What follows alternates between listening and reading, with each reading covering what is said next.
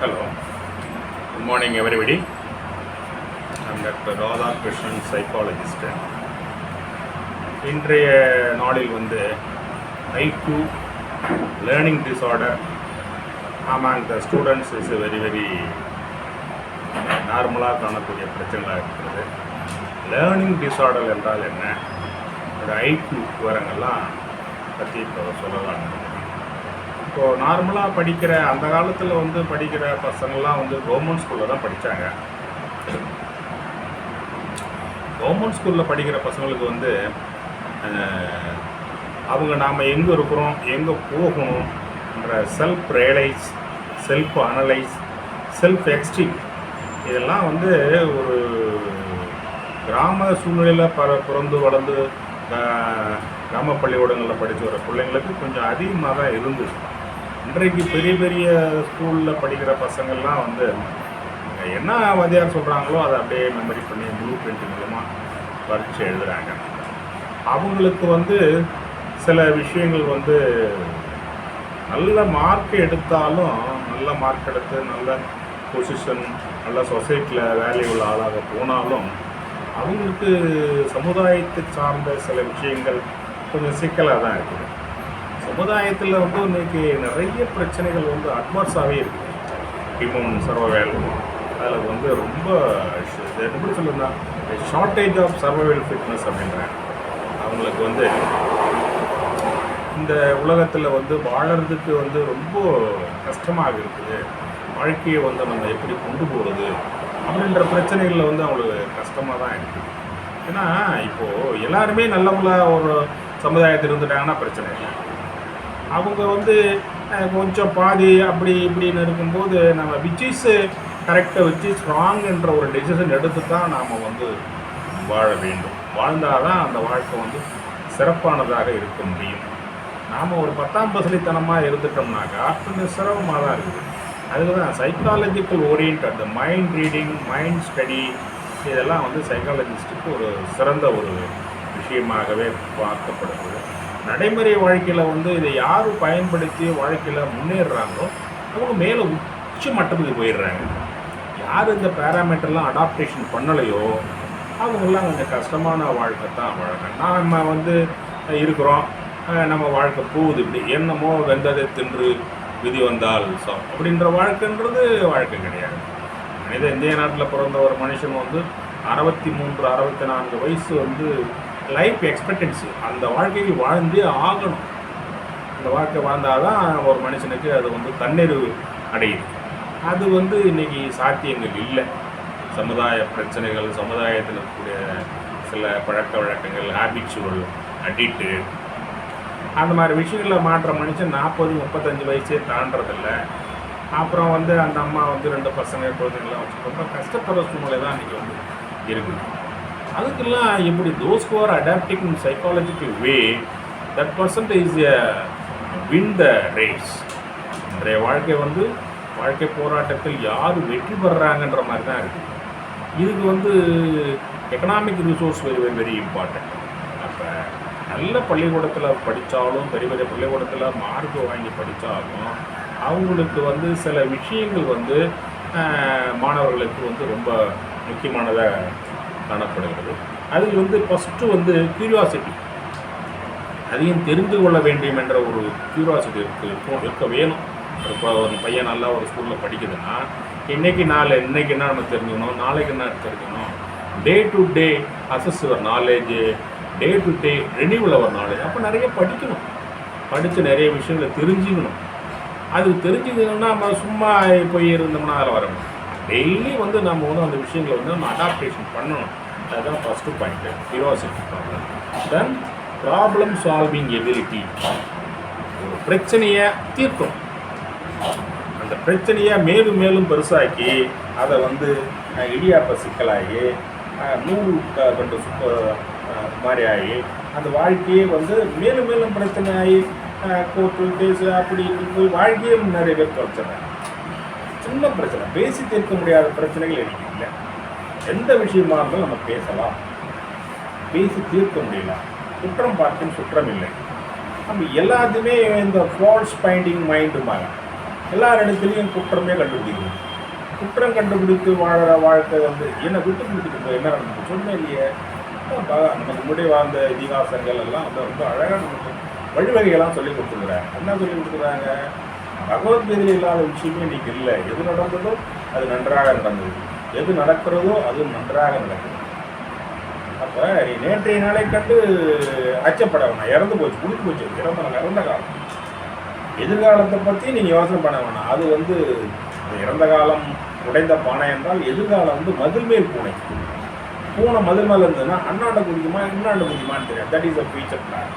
இப்போ நீங்கள் எதை கான்சன்ட்ரேட் பண்ண நிகழ்காலம், இன்றைக்கி நாம் என்ன வேலை செய்கிறோம், இன்றைக்கி நாம் இந்த வேலையை நல்லா செஞ்சோம்னா நாளைக்கு இந்த வேலைக்கு உண்டான பலன் நமக்கு கிடைக்கும். நீங்கள் நல்லா இப்போ ஸ்கூல் போகிற பசங்க இன்னைய டைம் வீணாக்காத ஆசிரியர் சொல்லி போகிற பாடங்கள்லாம் ஒழுங்காக படித்து நல்ல மார்க்கு. இப்போ நீட் தெரில 720, 550, 580, 600 மார்க் அதை எடுத்துட்டா நான் கம்ப்ளீட்டாக டாக்டர் தான். அப்போ படிக்கிற காலங்களில் கஷ்டப்பட்டு படித்து, இளமையில் கல்வினாங்க அந்த காலத்தில், படிக்கிற காலங்களில் கஷ்டப்பட்டு படித்து நீங்கள் ஒரு எதிர்காலத்துக்கு உண்டான ஒரு பிளானை உண்டு பண்ணிட்டீங்கன்னா அப்புறம் வாழக்கூடிய வாழ்க்கை ஈஸியாக. இப்போது நம்ம நீங்கள் கஷ்டப்பட்ட அந்த சோஷியல் ப்ராப்ளம் அது இது என்னென்னா இப்போ 9வது 10வது படிக்கிற பசங்களாம் அல்கோஹால் இதை சாப்பிட்றது, போதைப் பொருள் சாப்பிட்றது, இதெல்லாம் ஒரு பெரிய சோஷியல் ப்ராப்ளம்லாம் அவாய்ட் பண்ணணும்னா அந்த சமூக அமைப்பிலேயே மாற்றம் கொண்டு வரணும். சமூக அமைப்பில் மாற்றம் கொண்டு வரணும்னா நீங்கள் சோஷியாலஜிஸ்ட்டு சைக்காலஜிஸ்ட்லாம் வந்து காலேஜ் லெவலில் தான் இருக்கிறாங்க. அது ஹையர் செகண்டரி லெவல்லே போட்டு அந்த பசங்களுக்கு வந்து ஒரு டீச்சர்ஸ்க்கும் ஒரு ஒர்க் லோட் இருக்கும். அவங்க இப்போ ஒரு சயின்ஸ் டீச்சர்னால் அந்த சயின்ஸ் டீச்சருக்கு உண்டான பாடப்பொழுது தான் அவங்க பார்ப்பாங்க. அந்த போர்ஷன் முடிக்கிறது, எக்ஸாம் பண்ணுறது, அதில் இருந்து நம்ம மார்க் எடுத்து பசங்களை மேலே கொண்டு போகிறது, எக்ஸாம் பாராட்டணும், அப்படி தான் அது போகுது. ஹையர் செகண்டரி லெவலில் சோஷியாலஜி சைக்காலஜிஸ்ட் போஸ்டிங்கில் போட்டு அவங்க தே ஆர் டிடெக்டிங் எந்த பையன் வந்து ப்ராப்ளத்தில் இருக்கிறோம் அப்படின்றத கண்டுபிடிக்கணும்.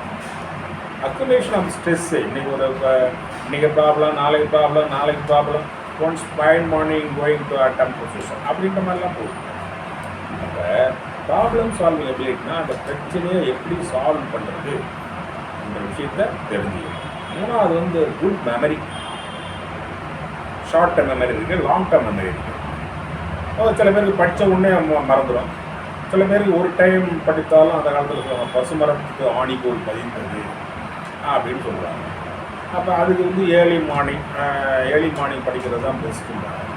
எந்த சிந்தனைகளும் படிக்கும் போதும் தியானம் பண்ணும்போதும் வேறு எந்த சிந்தனையுமே நினைக்கக்கூடாது. படிக்கிறதுனா you only concentrate the study only. இன்றைக்கி இந்த ஒரு பேராகிராஃப் படிக்கிறோமா, இந்த போயம் படிக்கிறோமா, எஸ்ஸே படிக்கிறோமா, அதை மட்டும் கான்சன்ட்ரேஷன் பண்ணும். புத்தகத்தை எடுத்து வச்சுட்டு மாட்டிட்டு வேறு எதுவும் நினச்சிட்டு உட்காந்துன்னா அது எத்தனை மணி நேரம் உட்காந்துருந்தாலும் புண்ணியம் கிடையாது. புள்ள படிக்கிறான்னு தான் ஊட்டி நினைப்பேன். Such kind of initiation should become a student. Student லெவல்லே படிக்கணும், வாழ்க்கையை முன்னேறணும், சமுதாயத்தில் மேலே போகணும் அப்படின்ற எண்ணங்கள் வந்து அந்த பிள்ளைக்கு வந்து மனசில் பதிக்கும். That is a good memory. Keep brain and activity. Brain வந்து எப்பவுமே வந்து ரொம்ப ஆக்டிவாக இருக்கணும். பிரெயினை பற்றி சொல்கிறாங்கள, லெஃப்ட் பிரெயின் ரைட் பிரெயின் அதெல்லாம் சொல்கிறாங்க. இருந்தாலும் வந்து என்ன சொல்கிறாங்கன்னா நல்ல படித்த மாமேரிகள் அப்துல் கலாம் போன்ற பெரிய சயின்டிஸ்ட்லாம் கூட அவங்க மூலையில் 10% தான் யூஸ் பண்ணிக்கிறாங்க.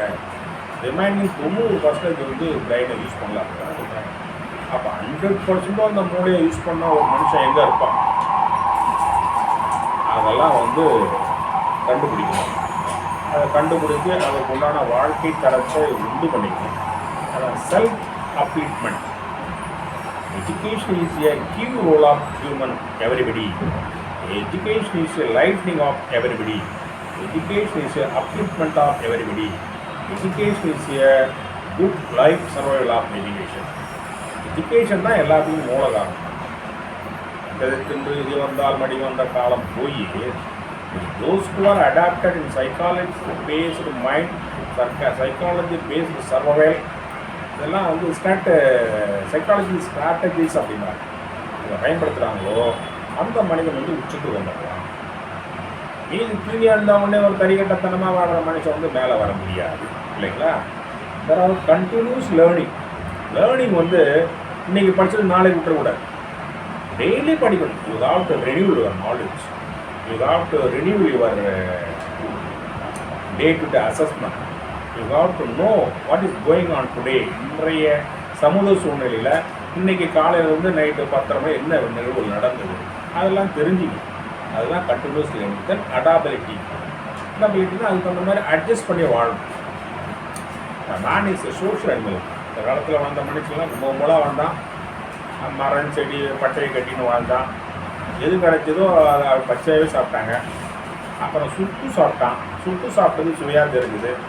அப்புறம் உப்பு சேர்த்தான், அப்புறம் காரம் சேர்த்தான். அது இப்போ இன்றைக்கி வந்து நவநாகரிக உலகத்தில் பெரிய பெரிய மனுஷனாக நீங்கள் வாழறாங்க. அந்த மாதிரிலாம் அந்த காலத்தில் இருந்துருக்கு. தென் எஃபெக்டிவ்னஸ், இவ்வளோ தூரம் நம்ம பண்ண விஷயங்களுக்கு நாளைக்கு என்ன எஃபெக்டிவ் இருக்குது, படிச்சிருக்கிறோம், போயிருக்கிறோம், வந்துருக்கிறோம், எஃபெக்டிவ்.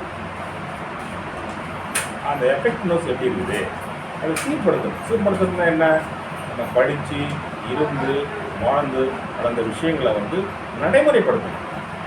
நடைமுறைப்படுத்துறது தான் எஃபெக்டிவ்னஸ். தென் கம்யூனிகேஷன். அடுத்தது communication is a very very important one. நாம் வந்து எனரொட்டும் நாரா மலரணைய தம் கட்டதை விரித்துறையாதான் இருக்கான். ஒரு சொல்லிக்காரு, எனரொட்டும் நாரா மலரணைய தம் கட்டதை விரித்துறை. நீ என்ன தான் படித்தாலும் அதை எக்ஸ்போஸ் பண்ணணும். எக்ஸ்போஸ் பண்ண முடியாத நாலேஜ் உள்ளவங்களுக்கு படித்து போனீங்க. நாம் சொல்லக்கூடிய விஷயங்களை அடுத்தவங்க வந்து கூர்ந்து கவனிக்கணும். அந்த அளவுக்கு நீங்கள் வந்து சொல்லணும். நீங்கள் சொல்லக்கூடிய விஷயங்கள் வந்து கம்யூனிகேட்டர், லிசனர் 2 பாயிண்ட் இருக்குது. நீங்கள் சொல்கிறதுக்கும் சில விதிமுறைகள் இருக்குது, அவங்க கேட்குறவங்களும் சில விதிமுறை. அவங்க கேட்காத அளவுக்கு நீங்கள் சொல்லிட்டீங்கன்னா அது பிரயோஜனம். கம்யூனிகேஷன் ஸ்கில், இந்த 6 பாயிண்ட்டை வந்து ஐக்கியூவில் ரொம்ப அதாவது வந்து படிக்கிறவங்களுக்கு ரொம்ப முக்கியமானது. ஒன்று வந்து கியூரியாசிட்டி, 2வது வந்து ப்ராப்ளம் சால்விங் ஸ்கில், 3வது வந்து குட் மெமரி, 4வது வந்து கண்டினியூஸ் லேர்னிங், 5வது adaptability, then effective and communication. These are the very very important things of learning overall. Thank you.